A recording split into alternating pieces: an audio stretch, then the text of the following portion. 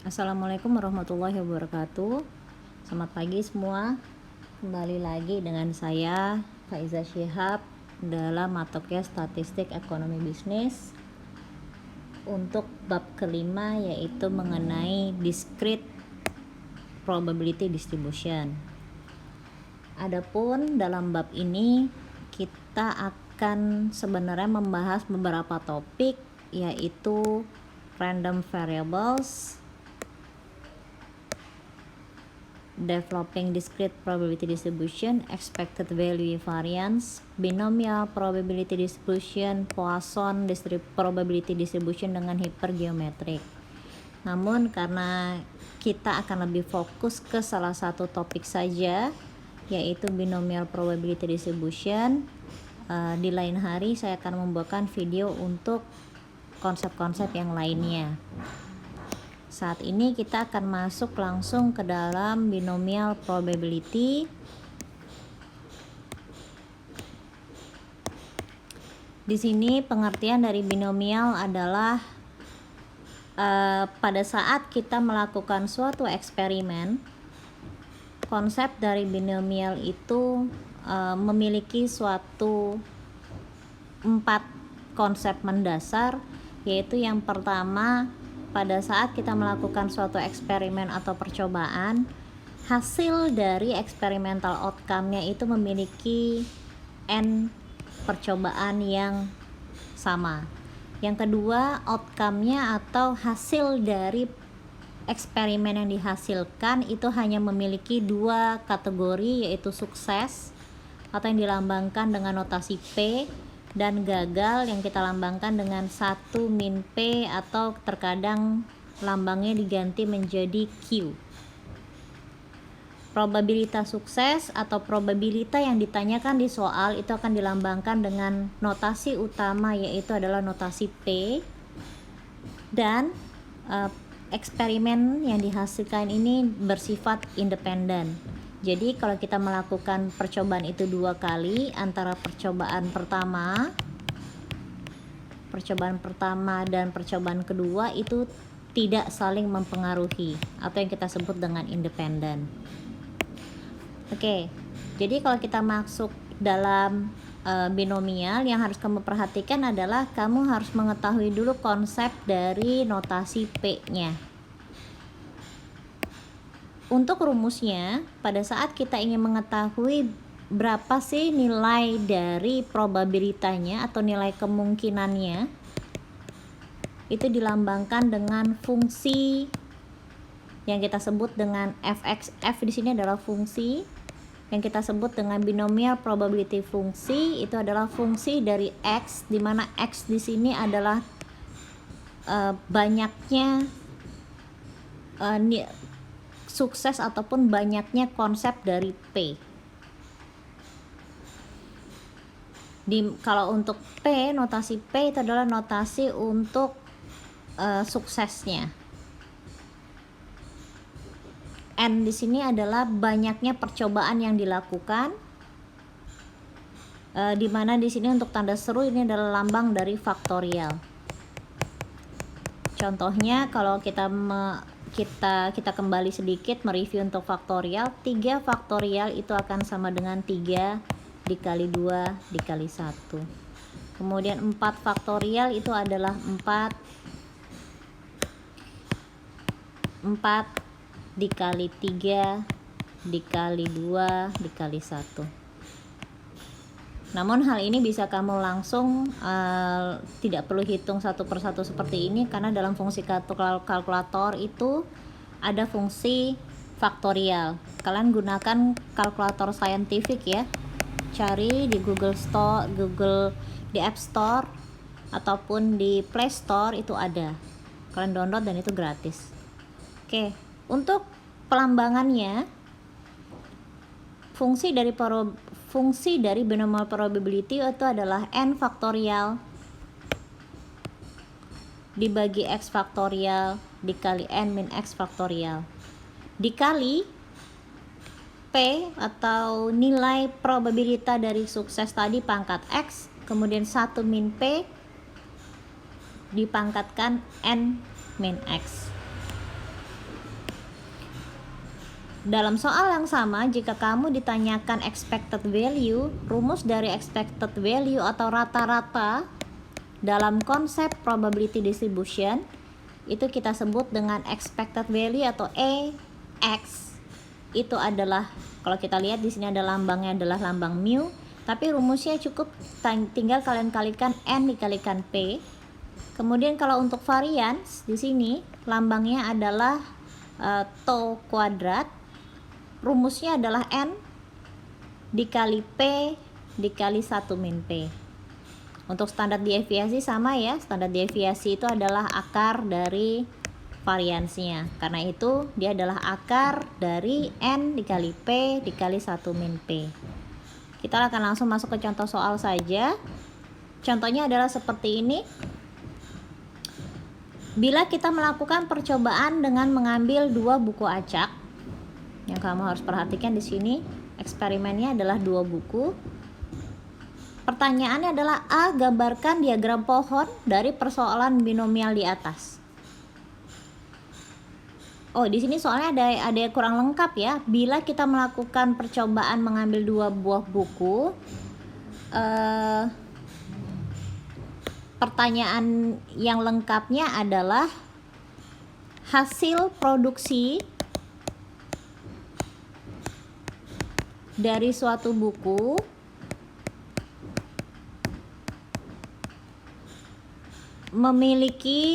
mempunyai tingkat kegagalan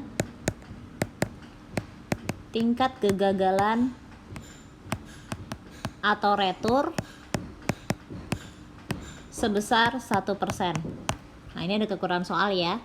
Jadi hasil produksi dari suatu buku untuk disampaikan kepada distributornya memiliki tingkat kegagalan atau retur sebesar 1%.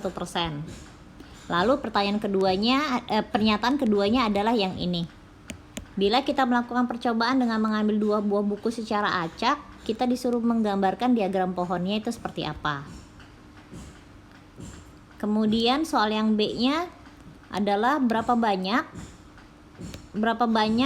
hasil luaran percobaan. Jadi ini sebetulnya sudah saya pernah jelaskan waktu kita mempelajari di bagian probabilitas.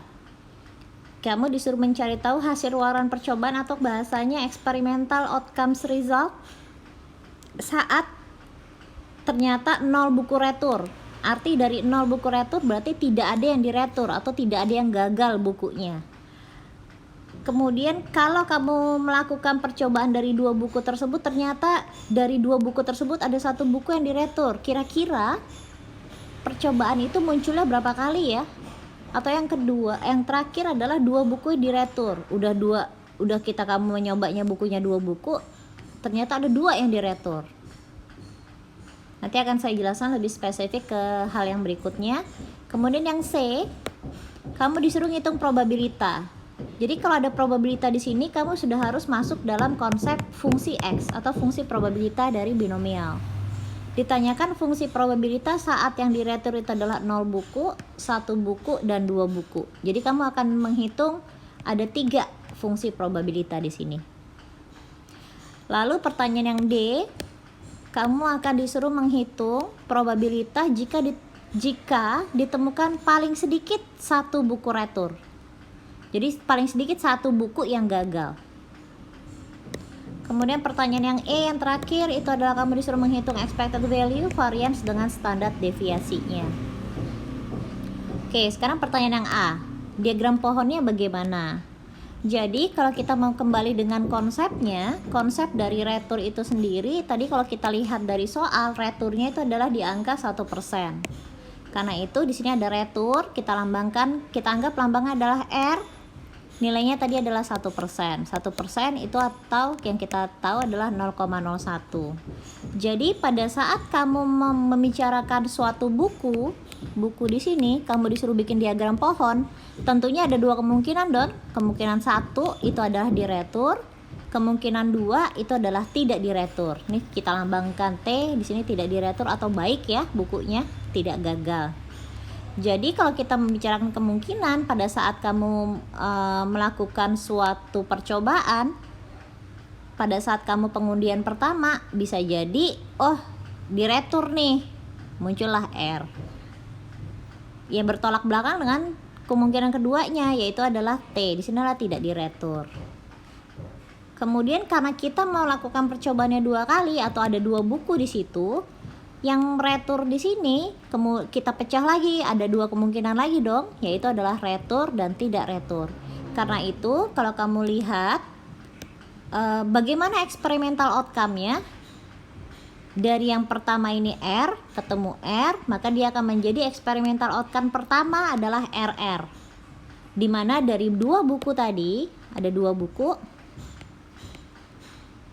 buku yang pertama adalah retur atau jelek, dan buku kedua juga retur.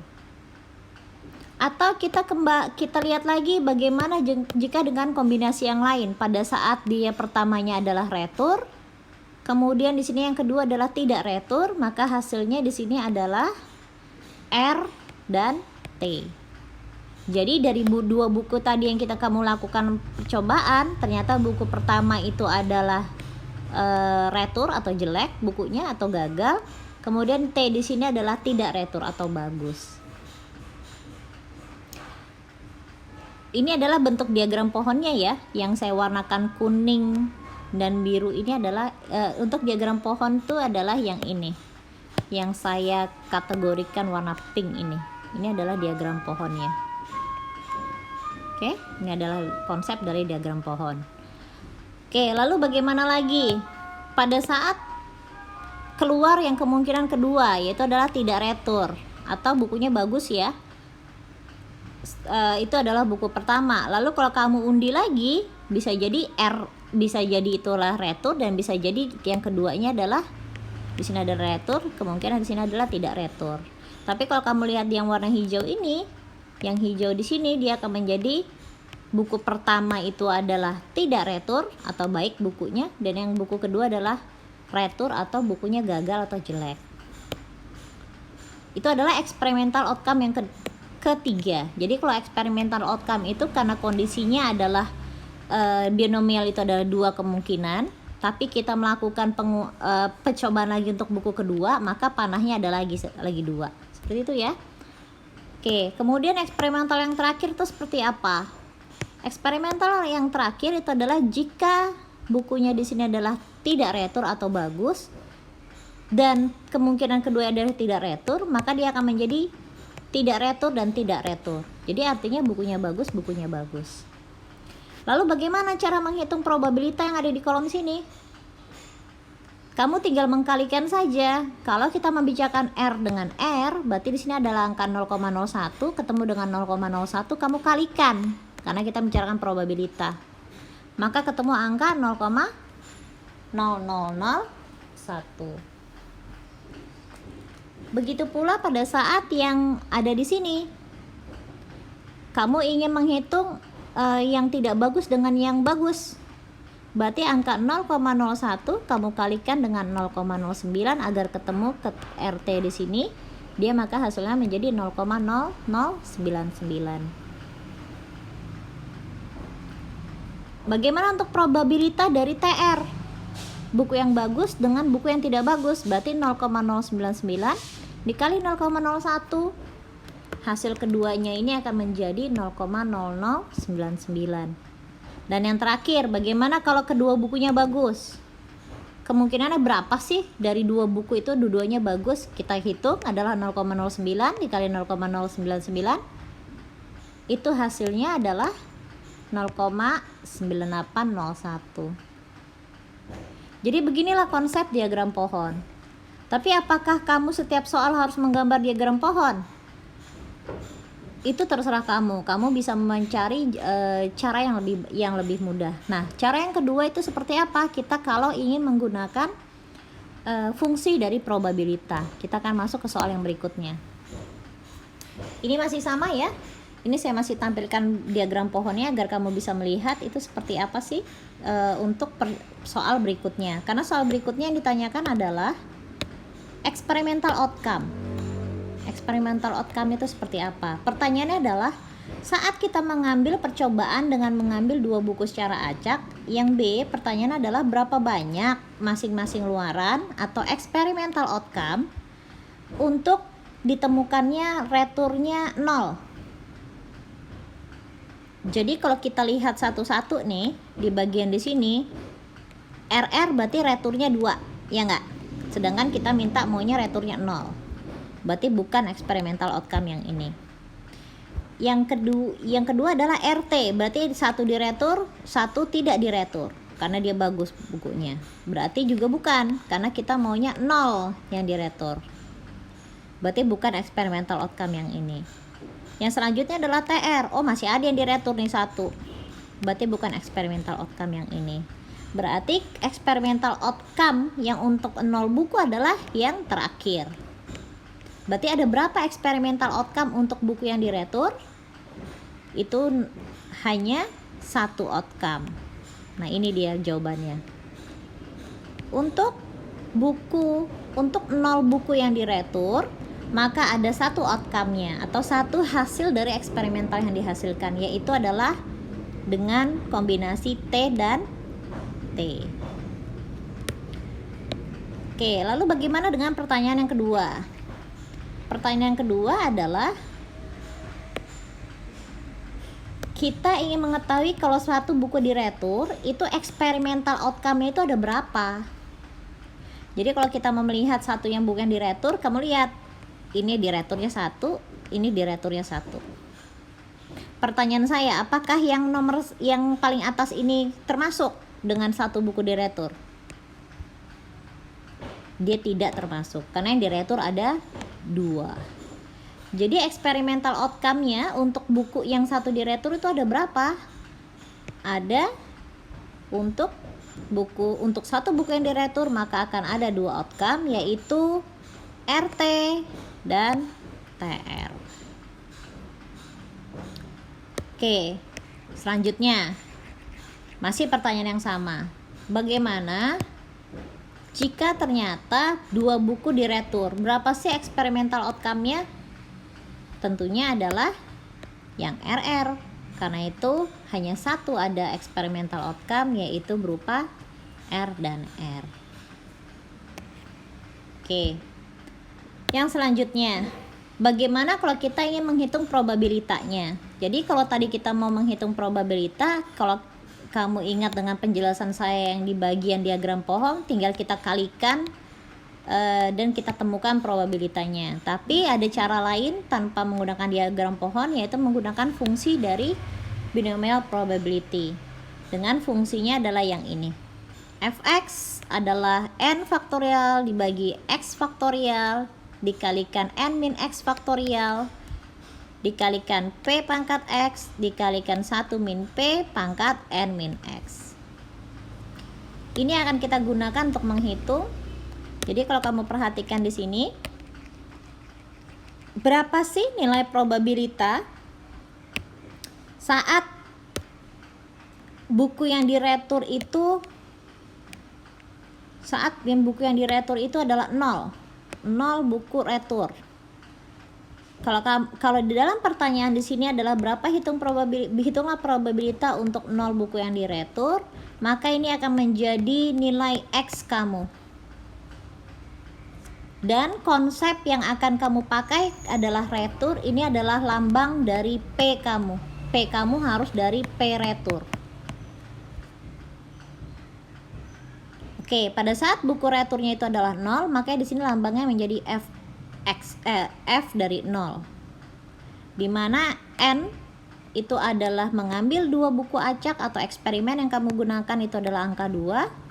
Yaitu di sini jadi 2 faktorial dibagi 0 faktorial dikali 2 min 0 faktorial. Angka 0,0 lalu dikalikan P di sini. P di sini, P yang ada di sini itu harus merujuk ke soal kembali yang di sini adalah dari hasil produksi suatu buku memiliki tingkat kegagalan sebesar 1%. Maka ini adalah P kita, namun di sini adalah P retur yang harus kamu perhatikan. Oke, jadi di sini P kita sudah kita ketahui, P-nya adalah, kalau kamu perhatikan di sini adalah P 0,01, N-nya adalah 2, 1 min P itu adalah 1 min 0,01, jadi 1 min P itu adalah 0,09. Jadi nanti langsung kita masukkan saja. Kembali lagi ke soal, dimana 2 faktorial dibagi 0 faktorial per 2 min 0 faktorial, dia dikalikan 0,01 pangkat X, X-nya kita masih 0 ya. Kemudian dikalikan 0, oh ini bukan 0,09, salah di sini. Ini adalah 0,99. Oke. 0,99 pangkat 2 min 0. Di sini sudah saya jelaskan tadi di kelas untuk cara perhitungannya.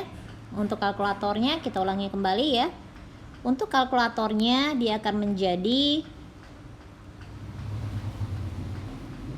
kurung buka 2 faktorial dibagi kurung buka lagi 0 faktorial dikali 2 faktorial kurung tutup dikali 0,01 pangkat 0 dikali 0,99 pangkat 2 kurung tutup. Maka hasilnya di sini kalau kamu lihat 0,9801. Di sini hasilnya 0,9801. Begitu pula kalau kita mau melihat untuk yang selanjutnya, di mana kita akan melihat berapa sih probabilitas jika buku yang diretur tuh 1. Jadi di sini fx-nya menjadi 1. Kalau kamu perhatian angkanya juga berubah di sini ya. X-nya menjadi 1 tuh. Jadi berubah 1 tuh semua ya. Oke. Jadi untuk angka-angka yang di sini tinggal kamu hitung kembali saja konsepnya. Dan akan nanti kamu coba latihan dengan kalkulator ketemu angka yang ini. Jika buku yang direturnya 2, maka dia akan berubah lagi di bagian sini, di bagian sini, di bagian sininya, dan di bagian sini. Akan ketemu angka yang di sini. Oke. Kita masuk ke soal berikutnya ya. Bagaimana kalau kamu disuruh menghitung expected value? Ya sudah, tinggal N dikali P, di mana N kamu adalah tadi 2 buku, di sini adalah 0,01, berarti 0,02. Rata-rata untuk retur atau bukunya rusak dari 2 buku itu adalah sebesar 0,02. Variansinya berapa? N dikali P dikali 1 min P, yaitu 2 dikali 0,01 dikali 0,99. Hasilnya adalah ini. Standar deviasi tinggal, standar deviasi itu adalah akar dari variansinya 0,0198, maka akan ketemu angka 0,1407. Oke, saya berikan juga contoh soal yang kedua. Binomial probability untuk contoh kedua, contohnya adalah seperti ini. Sebuah survei di kota M, diketahui 60% pekerja pulang pergi ke tempat kerja menggunakan transportasi publik. Jadi 60% dia pakai kendaraan umum. Sisanya berarti sisanya berapa? Ya tinggal 100% dikurangi 60%. Sisanya 40% di sini menggunakan transportasi pribadi. Sebuah sampel diambil terdiri dari 7 orang. Jadi kalau kita memperhatikan 7 orang ini akan masuk dalam kategori N-nya. Lalu kamu lihat di sini soalnya. Soal yang A. Kamu disuruh menghitung berapa sih probabilitas untuk 2 pekerja, tapi 2 orang pekerja itu pakai transportasi umum. Jadi kita ingin tahu dari 7 orang yang kamu ambil sampel, kira-kira berapa persen sih 2 orang tersebut menggunakan kendaraan umum atau transportasi publik. Cara menghitungnya bagaimana? Jadi kalau kita memperhatikan tadi, kalau kamu ingin masuk ke dalam soal seperti ini, harus kamu tahu dulu pertanyaan yang A. Pertanyaan yang A kita membicarakan transportasi publik. Maka P-nya adalah, menurut kalian yang mana P-nya? Karena di sini ada dua persentase ya, ada yang 60% dengan ada yang 40%. Jadi kalian pakai mana P-nya? P-nya 60 atau 40? Karena di soal yang di A di sini adalah tentang publik, maka kamu harus mencari persentase untuk yang transportasi publik. Maka P di sini adalah 0,6. N-nya adalah 7. Kemudian 2 di sini adalah X-nya. Karena itu kalau kamu lihat notasinya di sini adalah P-nya adalah 0,6, N-nya adalah 7, dan 1 min P-nya adalah 0,4. Karena kalau kita membicarakan 1 min P, kamu harus menentukan dulu P-nya. Jadi bagaimana pada saat, berapa sih probabilitas saat ada 2 orang yang menggunakan transportasi publik? Berarti tinggal F2. Rumusnya adalah di sini adalah 7 faktorial dibagi X di sini adalah yang angka 2 faktorial dikali 7 min 2 faktorial dikalikan, kamu lihat di sini. Ini adalah P-nya 0,6 pangkat 2 ini adalah tetap X-nya. Kemudian 0,4 adalah yang 1 min P tadi dipangkatkan 7 min 2. Jadi kalau kita sederhanakan lagi, 7 faktorial dibagi 2 faktorial dikali 5 faktorial dikali lagi 0,6 pangkat 2 dikali lagi 0,4 pangkat 5. Hasilnya adalah 0,0774. Jadi dari 7 orang sampel, dari 7 sampel yang sudah kalian ingin coba melakukan eksperimen, 2 orang yang menggunakan transportasi publik itu sekitar 7,74%. Berarti kecil banget ya yang menggunakan transportasi publik. Itulah yang kita ingin ketahui. Jadi kalau kita membicarakan tentang probabilitas binomial, kamu ingin mengkerucutkan suatu kasus-kasus yang ada pada saat hasil luarannya atau hasil akhirnya itu terdiri dari 2 saja. Contohnya di sini adalah transportasi publik dan transportasi pribadi. Oke. Yang B, berapakah probabilitas? Kita kembali lagi ke soal yang di sini. Pertanyaan yang B, berapa probabilitas kurang dari 3 pekerja yang menggunakan transportasi publik? Jadi kalau kamu perhatikan ini masih publik ya, maka P-nya di sini adalah tetap 0,6. Jadi kalau kurang dari 3, kira-kira angka 3 masuk nggak?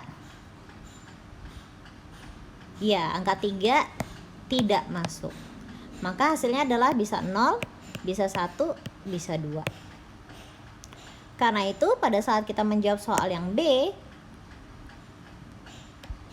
probabilitas saat kurang dari 3 orang menggunakan transportasi publik itu akan menjadi F0, F1, dan F2.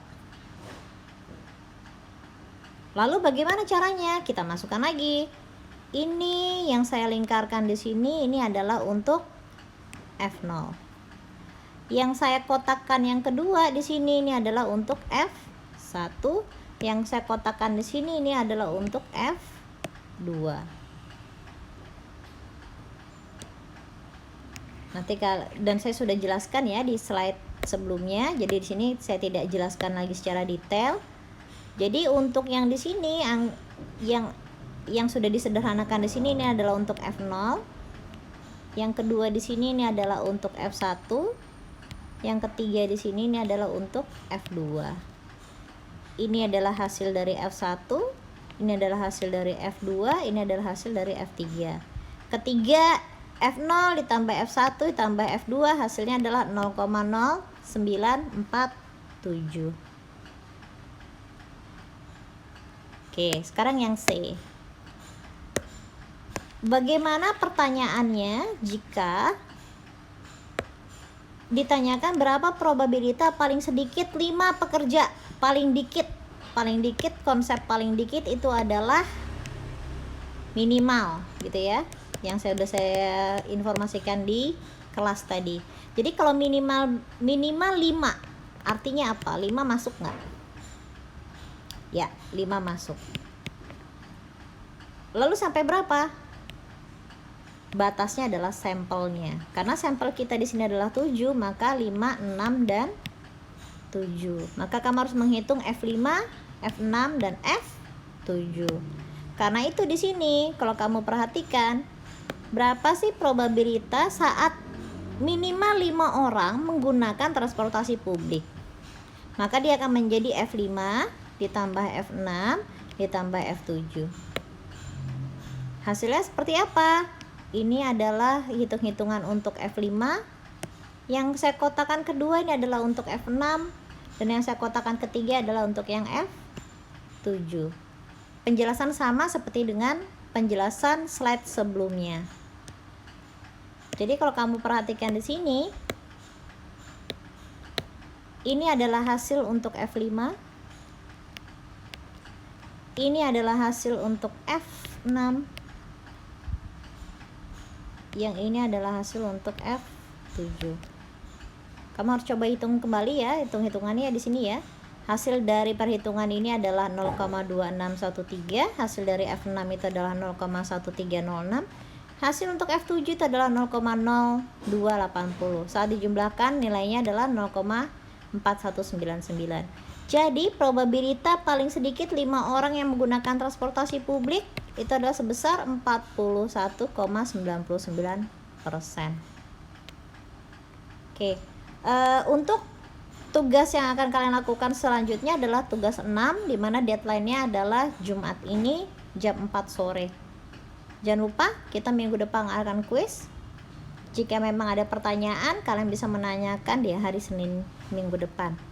Demikian video saya, semoga bermanfaat, semoga jelas. Terima kasih. Assalamualaikum warahmatullahi wabarakatuh.